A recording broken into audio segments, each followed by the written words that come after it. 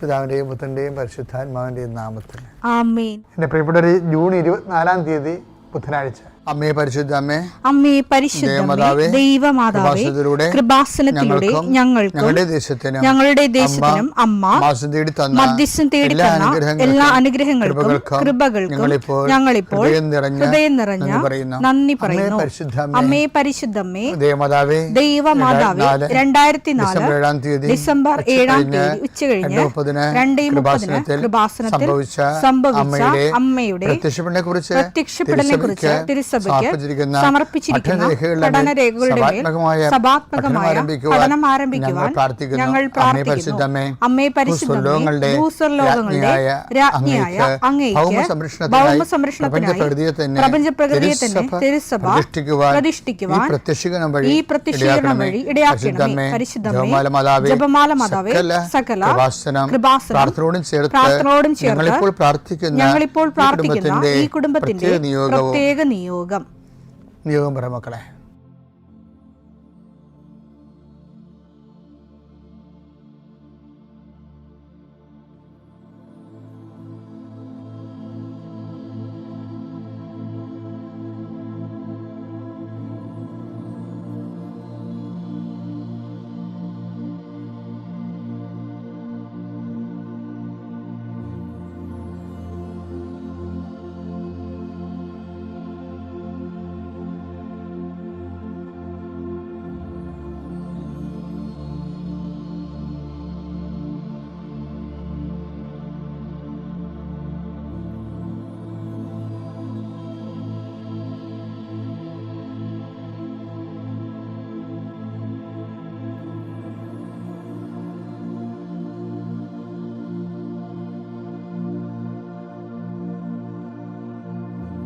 അമ്മയുടെ പ്രത്യക്ഷീകരണത്തിന്റെ ഈ അനുഗ്രഹവേളയിൽ ഞങ്ങൾക്ക് സാധിച്ചു തരുവാൻ കനിയണമേ.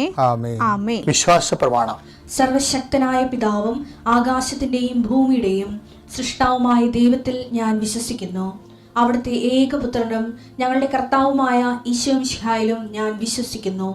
ഈ പുത്രൻ പരിശുദ്ധാത്മാവിനാൽ ഗർഭസ്ഥനായി കന്യകാമറിയത്തിൽ നിന്ന് പിറന്ന് പൊന്തിയോസ് പീലാത്തോസിന്റെ കാലത്ത് പീഡകൾ സഹിച്ച് കുരിശിൽ തറയ്ക്കപ്പെട്ട് മരിച്ച് അടക്കപ്പെട്ട് പാതാളങ്ങളിൽ ഇറങ്ങി മരിച്ചവരുടെ ഇടയിൽ നിന്ന് 3-ാം നാൾ ഉയർത്ത് സ്വർഗത്തിലേക്ക് എഴുന്നള്ളി സർവശക്തിയുള്ള പിതാവായ ദൈവത്തിന്റെ വലതുഭാഗത്തിരിക്കുന്നു. അവിടെ നിന്ന് ജീവിക്കുന്നവരെയും മരിച്ചവരെയും വിധിക്കുവാൻ വരുമെന്നും ഞാൻ വിശ്വസിക്കുന്നു. പരിശുദ്ധാത്മാവിലും ഞാൻ വിശ്വസിക്കുന്നു. വിശുദ്ധ കത്തോലിക്കാ സഭയിലും പുണ്യവാന്മാരുടെ ഐക്യത്തിലും പാപങ്ങളുടെ മോചനത്തിലും ശരീരത്തിന്റെ ഉയർപ്പിലും നിത്യമായ ജീവിതത്തിലും ഞാൻ വിശ്വസിക്കുന്നു. ആമേൻ. സ്വർഗ്ഗസ്ഥനായ ഞങ്ങളുടെ പിതാവേ, അങ്ങയുടെ നാമം പൂജിതമാകണമേ. അങ്ങയുടെ രാജ്യം വരണമേ. അങ്ങയുടെ തിരുമനസ് സ്വർഗത്തിലെ പോലെ ഭൂമിയിലും ആകണമേ. അന്നു വേണ്ടുന്ന ആഹാരം ഇന്ന് ഞങ്ങൾക്ക് തരണമേ. ഞങ്ങളോട് തെറ്റ് ചെയ്യുന്നവരോട് ഞങ്ങൾ ക്ഷമിക്കുന്നത് പോലെ ഞങ്ങളുടെ തെറ്റുകൾ ഞങ്ങളോടും ക്ഷമിക്കണമേ. ഞങ്ങളെ പ്രലോഭനത്തിൽ ഉൾപ്പെടുത്തരുതേ, തിന്മയിൽ ഞങ്ങൾ രക്ഷിക്കണമേ. ആമേൻ. നന്മ നിറഞ്ഞ മറിയമേ, സ്വസ്തി. കർത്താവ് അങ്ങയുടെ കൂടെ സ്ത്രീകളിൽ അങ്ങ് അനുഗ്രഹിക്കപ്പെട്ടവളാകുന്നു. അങ്ങയുടെ ഉദരത്തിൻ ഫലമായി ഈശോ അനുഗ്രഹിക്കപ്പെട്ടവനാകുന്നു. പരിശുദ്ധ മറിയമേ, തമ്പുരാന്റെ അമ്മേ, പാപികളായ ഞങ്ങൾക്ക് വേണ്ടി ഇപ്പോഴും ഞങ്ങളുടെ മരണസമയത്തും തമ്പുരാനോട് അപേക്ഷിക്കണമേ. ആമേൻ. കർത്താവേ, നിന്റെ ഉന്നതമായ നാമത്തിന് സ്തോത്രം ചെയ്യുന്നു. കർത്താവേ, നിന്റെ വിശുദ്ധ പൗരോഹിത്യത്തെ മഹത്വപ്പെടുത്തണമേ. കർത്താവെ, സഭയിലുള്ള സാന്നിധ്യം പ്രകടമാക്കണമേ. 40 വർഷം ഞാൻ അർപ്പിച്ച കൃപാനയുടെ യോഗ്യതയാൽ കൃപാസ്ഥാനത്താറെ ജീവനോടെ പ്രത്യക്ഷപ്പെട്ട പരിശുദ്ധ അമ്മയുടെ മാധ്യസ്ഥത്തിലെ ഞാൻ മക്കളെ ആശീർവദിക്കുന്നു. ഈശോയെ, എവിടെയെങ്കിലും യാത്ര ചെയ്യുന്ന മുമ്പ് ഇതൊന്ന് കൂടിയിട്ട് പോണവരുണ്ട്. ഈശോയെ, അവർ മക്കളുടെ ഇന്നത്തെ മുഴുവൻ യാത്രകൾ ഞാൻ അങ്ങേക്ക് ഏൽപ്പിക്കുന്നു. കടകമ്പോൾ നടത്തുന്നവരെ ഓർത്ത് ഞാൻ വേദനിച്ച് പ്രാർത്ഥിക്കുന്നു. കർത്താവെ, കട പൊട്ടിപ്പോകാൻ പോണവരുണ്ട്, കടം കയറി മുടിഞ്ഞവരുണ്ട്, ജപ്തി നടപടി നേരിടുന്നവരുണ്ട്, മക്കളെ ഓർത്ത് വേദനിക്കുന്നവരുണ്ട്, മക്കൾ തെറ്റായ ബന്ധങ്ങൾ അകപ്പെട്ടു പോയവരുണ്ട്, മക്കൾ പല കാര്യം വിളിച്ചു പറഞ്ഞിട്ട് മാതാപിതാക്കന്മാർക്ക് സഹായിക്കാൻ പറ്റാത്ത രീതിയിലായിട്ടുള്ളവരുണ്ട്. എന്ത് ചെയ്യുന്നറിയാൻ നഷ്ടം ചെയ്യുന്നവരുണ്ട്, കേസകപ്പെട്ടവരുണ്ട്, പിരിഞ്ഞു താമസിക്കുന്നവരുണ്ട്, ഐക്യപ്പെട്ട് ജീവിക്കാൻ ആഗ്രഹിക്കുന്നവരുണ്ട്. കർത്താവ്, അവരെല്ലാം എൻ്റെ കർത്താവിൻ്റെ ഉന്നതമായ നാമത്തിൽ സഭയുടെ അധികാരത്തിൽ കുരിശിൻ്റെ അടയാളത്തിൽ ദൈവശക്തിയായി ഞാൻ ആശീർവദിക്കുന്നു. കർത്താവെ, മക്കളില്ലാത്തവരുടെ സങ്കടം നീ കാണണേ കർത്താവെ. കർത്താവെ, പിരിഞ്ഞ് താമസിക്കുന്നവരുടെ, ഒറ്റപ്പെട്ട് ജീവിക്കുന്നവരുടെയും കർത്താവെ പലരെയും വിളിച്ചുകൊണ്ട് പോകേണ്ടി വരും കർത്താവെ. അവരെ വിളിച്ചുകൊണ്ട് പോകാൻ ഇടയാക്കണേ ഈശോയെ. അവർ ജീവിത പങ്കാളി അവരെ നിരാകരിച്ച ജീവിത പങ്കാളികൾക്ക് മനസ്സാന്തരം ഉണ്ടായി അവരെ ഒന്ന് വിളിച്ചുകൊണ്ട് പോകാനോ ഫോൺ വിളിച്ചിക്കാനോ കർത്താവെ ഇടയാക്കണമെന്ന് പ്രാർത്ഥിക്കുന്നു. ഈശോ, ഒന്നും അസാധ്യമില്ലാത്തവനെ, അങ്ങനെ ഒരു നിമിഷത്തെ അഭിഷേകം കിട്ടിയാൽ അങ്ങയുടെ മക്കളെല്ലാം ഐക്യപ്പെട്ട് സ്നേഹപ്പെട്ടുള്ള ഈശോയെ, ഏതെല്ലാം മേഖലകളിലാണ് നിങ്ങൾ വിഷമിക്കുന്നത്, ഏതെല്ലാം വ്യക്തികളെ ഓർത്താണ് നിങ്ങൾ സങ്കടപ്പെടുന്നത്, ഏതെല്ലാം വിഷയം ഓർത്താണ് നിങ്ങൾ സംഭ്രമിക്കപ്പെടുന്നത്, ഭയപ്പെടേണ്ട, ഞാൻ നിൻ്റെ കൂടെ ഉണ്ടാകുന്ന അളിച്ചത് കർത്താവ് ഈ കുരിശിൻ്റെ ശക്തിയാൽ, എൻ്റെ പൗരോഹിത്യത്തെ 40 വർഷത്തെ കർത്താവിൻ്റെ ശുശ്രൂഷയുടെ യോഗ്യതയാൽ, സർവോപരി കൃപാസ്ഥാനത്താരെ ജീവനുടെ പ്രത്യക്ഷ മാതാവിൻ്റെ മധ്യസ്ഥ നടന്ന ലക്ഷക്കണക്കിന് പ്രാർത്ഥനകളുടെ ശക്തിയാൽ, പിതാവിൻ്റെ പുത്രൻ്റെ പരിശുദ്ധനാമത്തിൽ നിങ്ങളുടെ ഇന്നത്തെ ദിവസത്തെ ഈശോ തലങ്ങും വിലങ്ങും ആശീർവദിക്കട്ടെ. എൻ്റെ പ്രിയപ്പെട്ടവരെ, ഞാൻ നേരത്തെ നിങ്ങളോട് പറഞ്ഞിട്ടുണ്ടോ എന്ന് ഓർക്കണില്ല, എന്നാലും കേൾക്കാത്തവരുണ്ടാവും. ഒരു മരിയൻ ഡിവോഷൻ അല്ലെങ്കിൽ മരിയൻ ഡിവോട്ടി,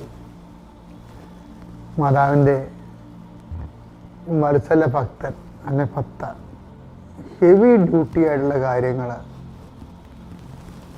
നമ്മുടെ ജീവിതത്തിൽ വരുമ്പോൾ അത് നമ്മൾ ചെയ്യേണ്ട കാര്യമാണ്. അത് വിജയിക്കാൻ സാധ്യത ഉണ്ടെങ്കിൽ അമ്മ നമ്മളെ കൊണ്ടത് ചെയ്യിക്കും. ഞാൻ എന്താ പറയണമെന്നറിയാമോ? ഇനി അമ്പലപ്പുഴ പള്ളിയിൽ പണ്ട് വികാരിയായിരുന്ന കാര്യം ഇടയ്ക്ക് നിങ്ങളോട് പറയാറുണ്ട്.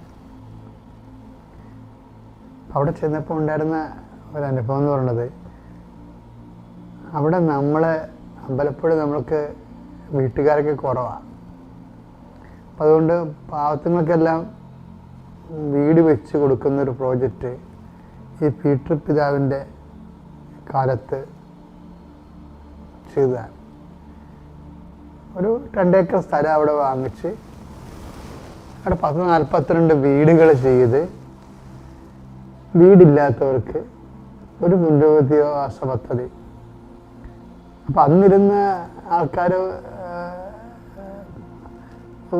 ഉപദേശകർ, ഇങ്ങനെ കൺസൾട്ടേറ്റീവ് ബോഡി ഉണ്ടാവുമല്ല, അത് പറഞ്ഞ് ഇവരുടെ പേരിലിത് കൊടുത്താൽ ഇവർ വിറ്റുകൊണ്ട് പോകുമെന്ന് പറഞ്ഞു.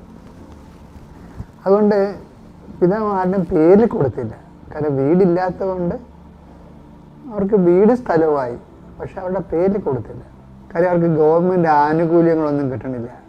കാരണം വീട് സ്ഥലം അവരുടെ പേരിലല്ലല്ലോ. അപ്പോൾ അവരുടെ സെപ്റ്റി ടാങ്ക് പോലും നന്നാക്കാനുള്ള വല്ല പ്രോജക്റ്റൊക്കെ വന്നാലും പഞ്ചായത്തിൽ നിന്ന് തള്ളിപ്പോവും. വീട് അവരുടെ പേരിലല്ലെന്ന് പറയും. കൊടുക്കാൻ താല്പര്യമില്ലെങ്കിൽ പിന്നെ ഈ നിയമം എടുത്ത് അവരെ ഒഴിവാക്കണമെന്നാണ് കാണുന്നത്. കാര്യം അവർ പലരും ആ നാട്ടുകാരല്ലല്ലോ, പുറത്തുനിന്ന് വന്ന് താമസിക്കുന്നവരാണ്. അപ്പം അങ്ങനെ ഒരു വിഷയമാണ്.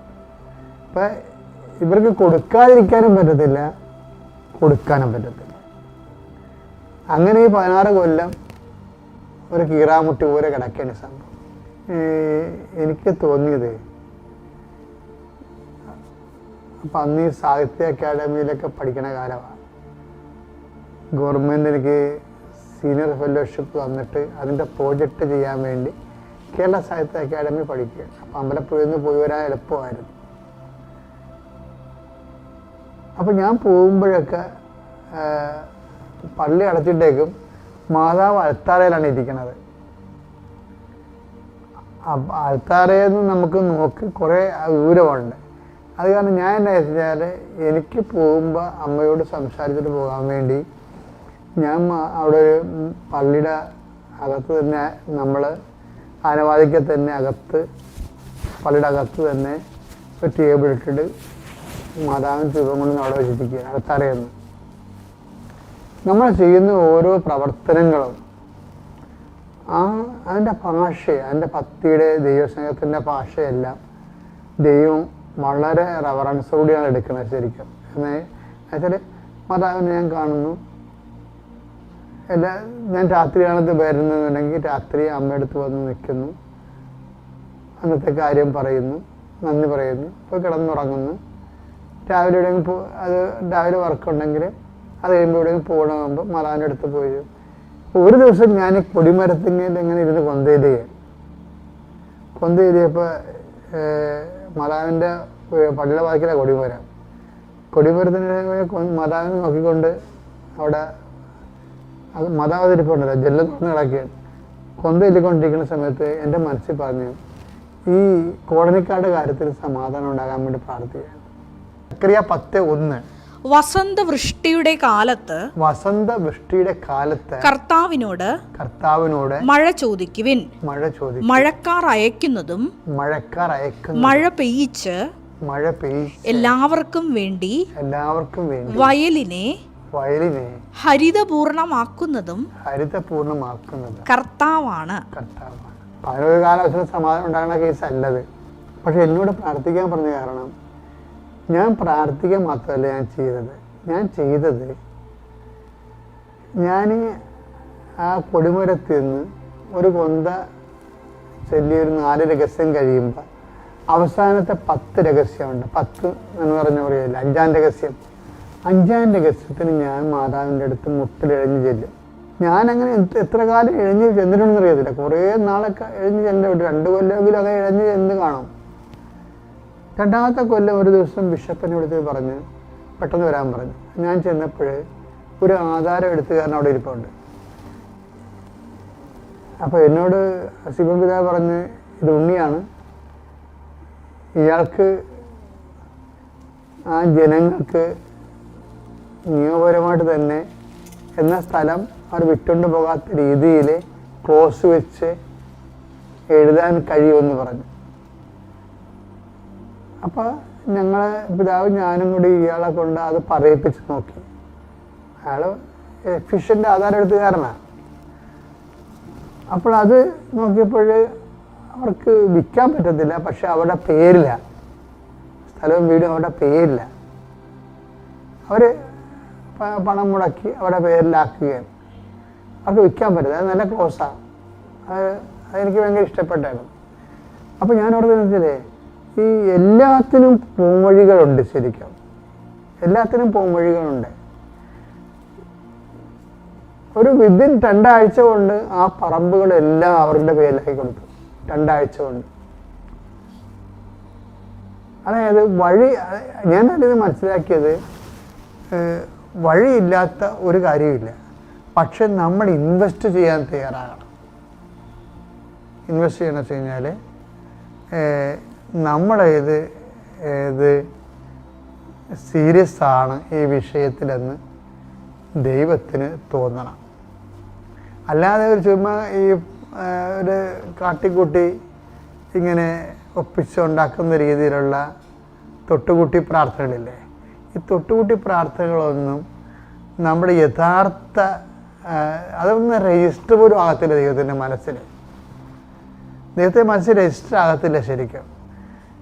ഇന്ന് തന്നെ ഒരു ചേട്ടത്തി സാക്ഷ്യം പറഞ്ഞപ്പോൾ അവർ പറയണത്, ഇന്നലെ സാക്ഷ്യം പറഞ്ഞപ്പോൾ, ഞാനിതൊക്കെ ചെയ്യുമ്പോഴും എനിക്ക് വലിയ വിശ്വാസമൊന്നും ഇല്ല. ഞാൻ എന്താണ് പറയണമെന്ന് അവർക്ക് സാക്ഷ്യം പറയണേ. ഞാനിതൊക്കെ ചെയ്യുമ്പോഴും എനിക്ക് വലിയ വിശ്വാസമൊന്നുമില്ല. ഉടമ്പടി എടുത്തിട്ട് ഉടമ്പടി പ്രകാരം ചെയ്യുന്ന കാര്യങ്ങളിലും അവർക്ക് അതിൻ്റെ അകത്ത് വിശ്വാസം ഇൻവെസ്റ്റ് ചെയ്യാൻ പറ്റും. അപ്പോഴാണ് ഇപ്പോൾ സാധാരണ പ്രാർത്ഥനക്കാരെ എപ്പോഴും ശ്രദ്ധിക്കേണ്ട വിഷയം ഇതാണ്. നമ്മൾ ചെയ്യുന്ന കാര്യങ്ങൾ ദൈവം അംഗീകരിക്കാൻ വേണ്ടി മാത്രം സത്യസന്ധവും അർപ്പണ മനോഭാവം ഉണ്ടാകണം. എന്നാൽ പിന്നെ ഏത് ഊരാ കൊടുക്കുകയാണെങ്കിലും മാതാവ് അഴിച്ച് കയ്യിൽ തരും. പിതാവിൻ്റെയും പുത്രൻ്റെയും പരിശുദ്ധാത്മാവിൻ്റെയും നാമം.